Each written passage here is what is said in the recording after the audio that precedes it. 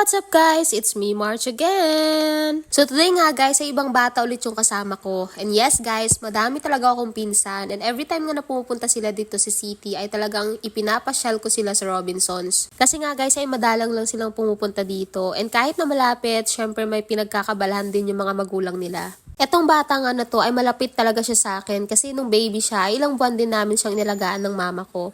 Go na, pasok na. Ay, ako, magbabagay. Kasi sila yung tanggal mo. Katali sapatos, katali sapatos.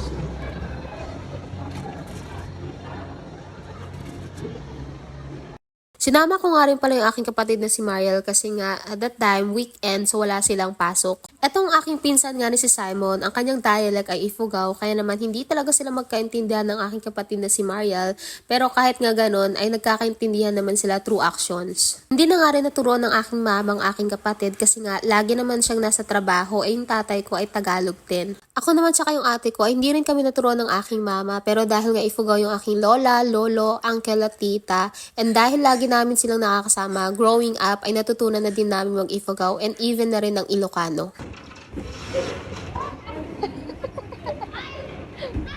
Naglaan nga talaga ako ng oras para sa pinsan ko kasi kinabukasan ay susundin na nga siya ng uncle ko and gusto ko bago man lang siya bumalik sa pag-aaral ay naroon na meron siyang good memories na babaunin.